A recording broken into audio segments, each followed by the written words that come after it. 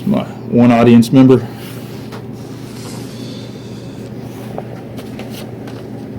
All right, ladies, here's some visual aids that I'll reference to you, and I will start now. Good morning, good afternoon. My name is Brandon James, and today I'm going to talk to you a little bit about encryption. So imagine this scenario. Imagine you lost your phone, lost or stolen. Somebody's able to pick up your phone and is able to take the data off of it, was able to recover that and make it available to the public. How would that impact your life? So I don't necessarily need an answer for that, but it's something to think about. I, for one, have a bit of information stored on my phone. I have financial information. I have social media credentials. I have passwords and stuff that I keep stored on there, and it's a large part of my life. So I depend upon the security features of my my mobile device to help protect that in the event that my phone was ever lost or stolen. So there's currently a conflict going on right now in front of Congress and in our court systems that have the potential to affect or remove those security features from our phones. So I'll talk about that a little bit more further in my brief here. But my key topics today that I'm going to talk to you about, I'm going to talk to you about what encryption is and how it's used. I'm going to talk to you about why you should use encryption, and then I'm going to talk to you about why I believe that you should support the unregulated use of encryption. I'm going to use Webster to define any of my keywords that I've had today. I've pulled some information from congressional hearings that was presented to Congress, specifically from Director Comey of the FBI, provided to the Intelligence Committee on Foreign Intelligence. I will also be using a court order that you'll have in front of you here that was presented to Apple. So I'll make reference back to that later on. So encryption. Encryption is defined by Webster as to change information from one form or another to hide its meaning. And today when I talk about encryption, I'll be talking about digital encryption.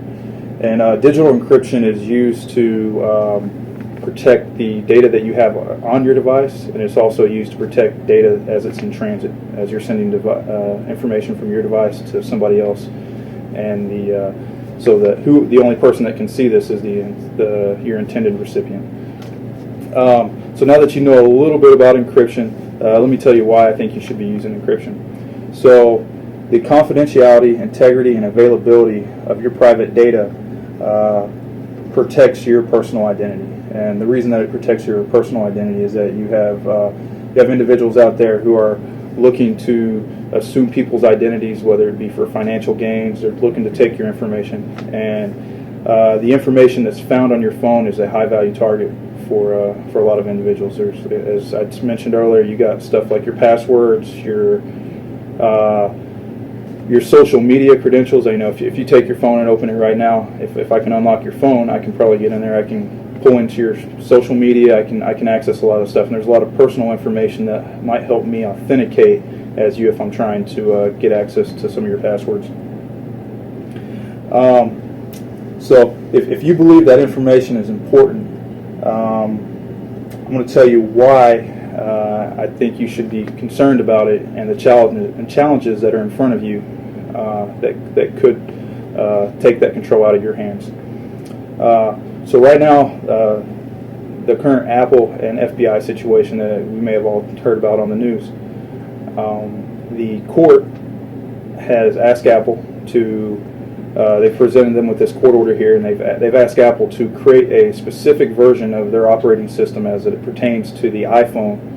And this specific version of the operating system will allow the government to take a phone that has security features on it, take this operating system, put it on the phone, and bypass all the security features. Specifically, it's going to allow them to make unlimited guesses at your password. And if you're using a 4-digit PIN on your device, that can be cracked in a matter of an hour or so. And if you got the 6-digit PIN, it may take a couple days. But with that said, that software that the government is asking Apple to provide would allow the government to gain access to your phone within a matter of days. And I'm going to use this visual aid here that I think is a comedic relief in a sense, but I think it accurately depicts what will happen if Apple were to create that backdoor and provide the government with access. It shows that the FBI might be the first one to use it, but not too far along behind them, it'll be hackers, then repressive regimes behind them that will, because once it's digital and once it's out there, it's going to eventually make its way out to everybody. So, what's going to be important about this situation, and this situation is currently ongoing. There's no conclusion in the events right now, but if Apple is ruled against and the court comes out and says, Apple, you must support the government, this will set up legal precedence that says that Apple and any other organization that does business in the United States and specifically deals with encryption of your devices, that's going to set this legal precedence that says you must create a backdoor in your operating systems. And if those backdoors are in the operating system that allows the government to get in there, in a digital world, as we know, that's very easy to reverse engineer and allow for these hackers, repressive regimes, and anybody else to follow suit right behind them. So I hope that in this brief conversation I've had with you, I've conveyed to you how important encryption is and why you should be concerned about the regulated versus unregulated use of encryption.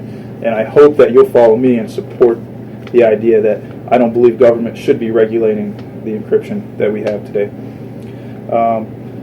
So I talked to you about what encryption is and how it's used. I told you why I think you should be using it. And I talked to you why I think you should be concerned about the regulated use of encryption, regulated as it concerns to the American government. So with the information that I've provided you, I hope that you can agree that the personal use of encryption is extremely important and should not be regulated by the government due to security flaws that would be associated with doing so. So this concludes my brief, and thank you.